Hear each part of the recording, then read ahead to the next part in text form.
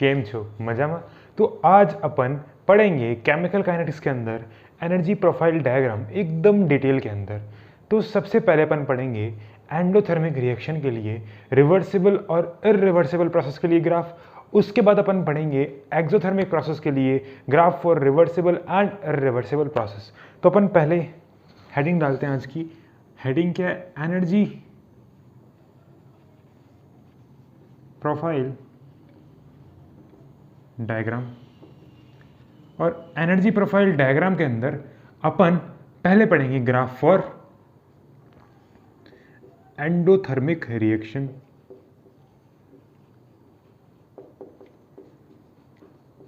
और इसके अंदर भी अपन पढ़ेंगे पहले ग्राफ फॉर इरिवर्सिबल प्रोसेस। क्या आपको इतनी बात क्लियर है? तो मैंने पढ़ा था कि एनर्जी प्रोफाइल डायग्राम क्या होता है। एनर्जी प्रोफाइल डायग्राम बेसिकली एक डायग्राम है किसके बीच का? Energy of reaction and progress of reaction के बीच में। तो अगर मुझे पढ़ना है graph for endothermic reaction for irreversible process, तो सबसे पहले अपन बनाएंगे graph between what? Energy of reaction and progress of reaction. तो मैंने मान लिया एनर्जी ऑफ रिएक्शन को y एक्सिस के ऊपर, और अपन ने मान लिया प्रोग्रेस ऑफ रिएक्शन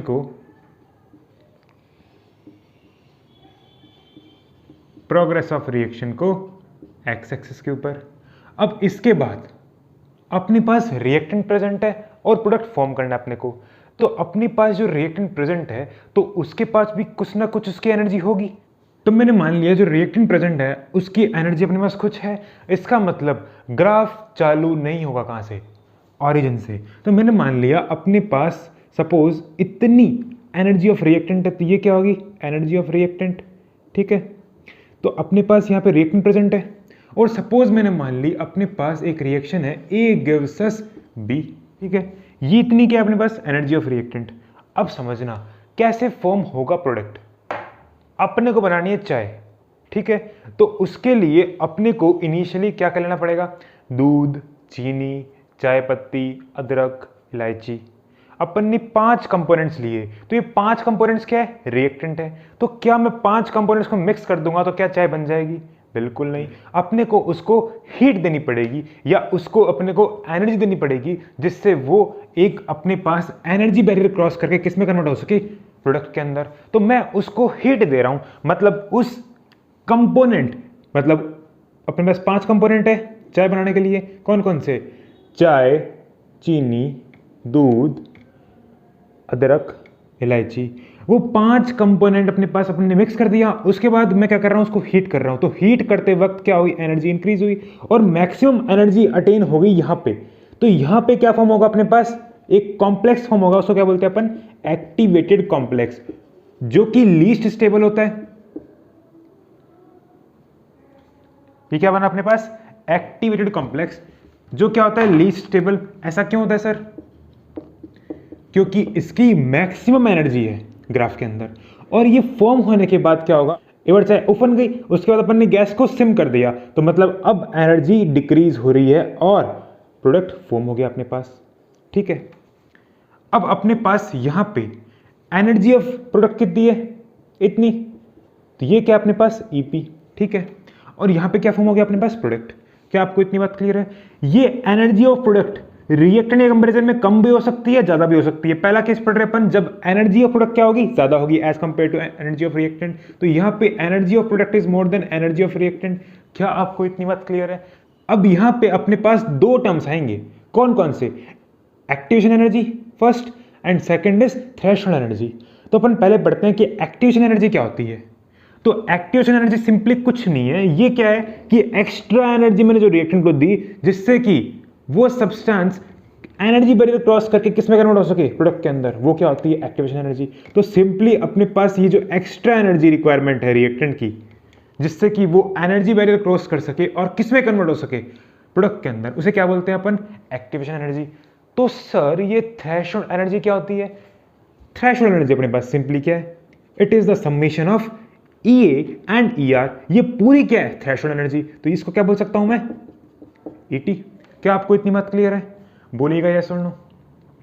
ये क्या अपने पास एक्स्ट्रा एनर्जी जो कि मैंने रिएक्टेंट को दी जिससे कि वो एनर्जी बैरियर क्रॉस कर सके और किस में कन्वर्ट हो सके, प्रोडक्ट के अंदर। इसे ही क्या बोलते हैं अपन, एक्टिवेशन एनर्जी। क्या आपको इतनी बात क्लियर है? क्या आपको ये दो टर्म समझ में है, ईए और ईटी? ईए क्या होती है, extra energy required by the reactant so that it can cross the energy barrier and convert into product, उसे ही क्या बोलते हैं अपन, EA।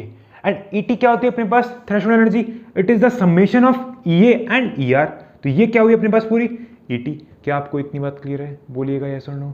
तो ये अपन ने पढ़ा ग्राफ फॉर इरिवर्सिबल प्रोसेस। अब अपन निकालते हैं इसके लिए डेल्टा एच की वैल्यू। डेल्टा एच क्या होता है, HP माइनस HR। तो सर ये क्या HP हिंदुस्तान पेट्रोलियम है और ये HR हरियाणा है? बिल्कुल नहीं, HP हिंदुस्तान पेट्रोलियम नहीं है। इस महंगाई के अंदर आप प्लीज पेट्रोल की बात तो बिल्कुल ही मत करो। तो ये HP क्या है सर, फिर HP है अपने पास एंथैल्पी ऑफ प्रोडक्ट और HR क्या है अपने पास, एंथैल्पी ऑफ रिएक्टेंट।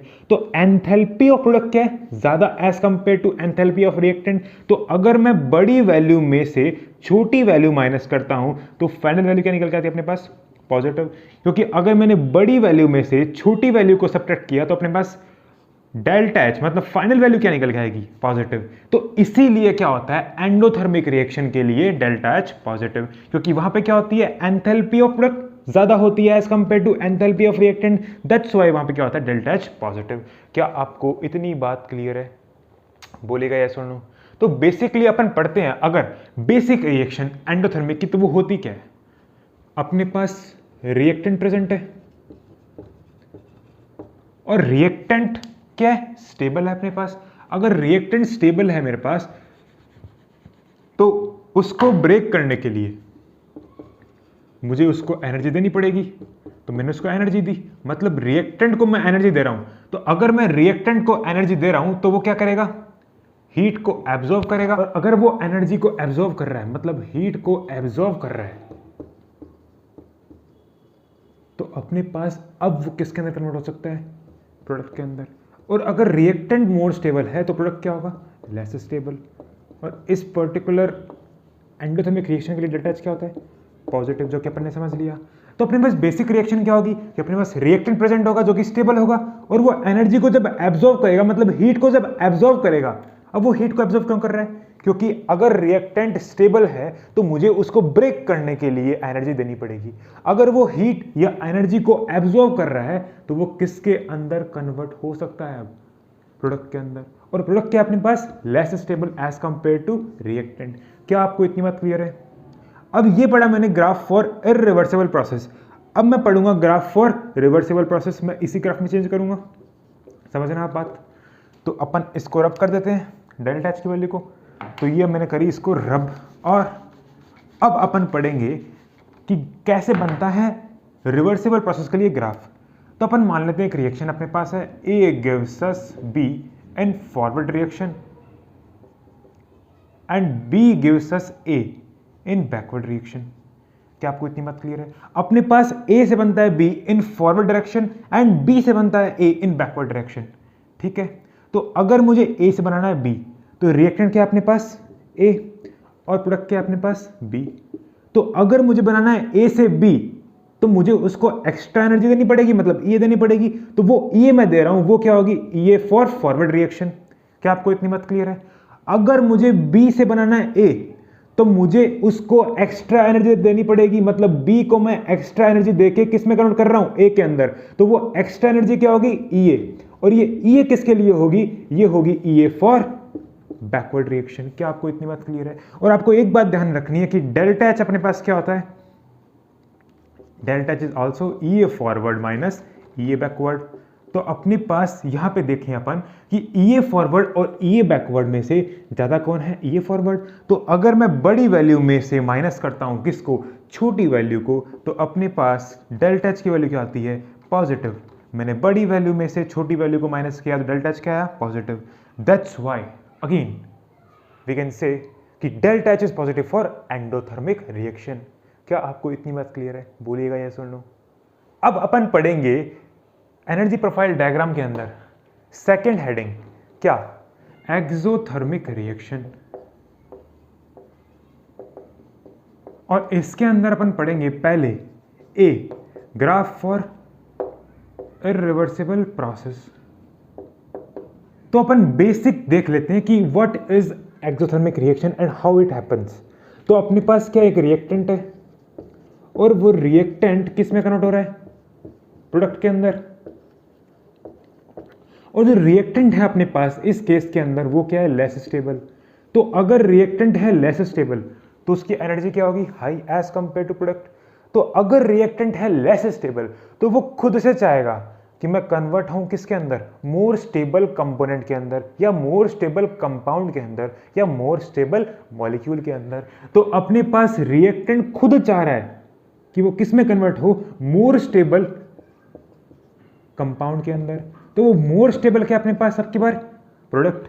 तो अगर लेस स्टेबल से कोई कंपोनेंट मोर स्टेबल बन रहा है तो वहां पे क्या होगी, एनर्जी रिलीज।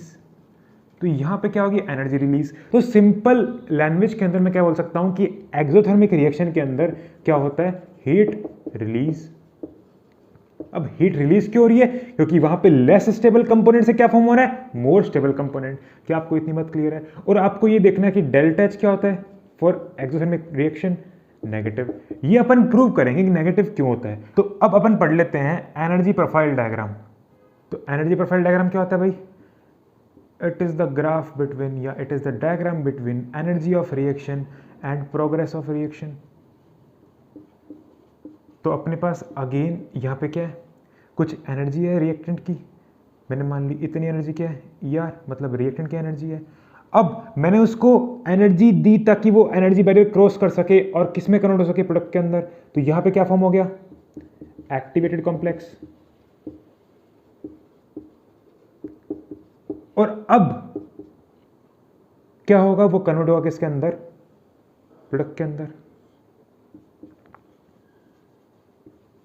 तो इस केस के अंदर ये क्या हुआ अपने पास, EP, मतलब एनर्जी ऑफ प्रोडक्ट, और ये ER क्या है, एनर्जी ऑफ रिएक्टेंट।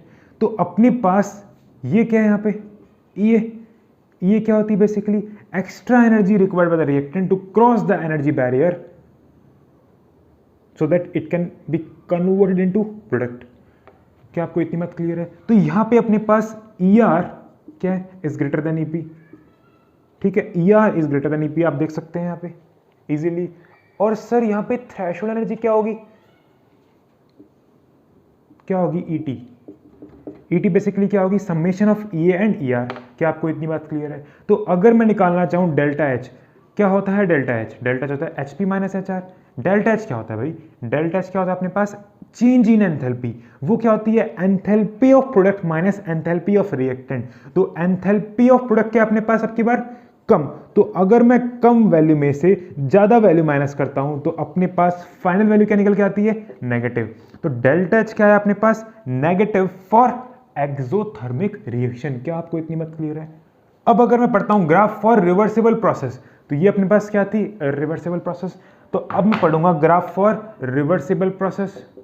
तो वहां पे क्या होगा, अपने पास कोई रिएक्शन है जिसके अंदर A से फॉर्म हो रहा है B इन फॉरवर्ड रिएक्शन और B से बन रहा है A इन बैकवर्ड रिएक्शन। क्या आपको इतनी बात क्लियर है। तो अगर अपने पास रिएक्टेंट है A और प्रोडक्ट है B, अगर अपने पास रिएक्टेंट है A और प्रोडक्ट है B, तो अपने पास अगर मुझे बनाना है A से B, तो मतलब मैं जा रहा हूं फॉरवर्ड डायरेक्शन के अंदर, तो मुझे उस टाइम क्या देनी पड़ेगी, activation energy for forward reaction. क्या आपको इतनी बात क्लियर है। अगर मुझे बनाना है B से A, मतलब अगर मुझे जाना है बैकवर्ड डायरेक्शन के अंदर, तो मुझे उसको इतनी एक्स्ट्रा एनर्जी देनी पड़ेगी, किसको, प्रोडक्ट को, B को, ताकि वो कन्वर्ट हो सके किसके अंदर, A के अंदर। तो ये किसके लिए होगी, ये होगी EA फॉर बैकवर्ड रिएक्शन। और मैंने पढ़ा है कि डेल्टा H क्या होता है, डेल्टा H होता है अपने पास EA forward minus EA backward.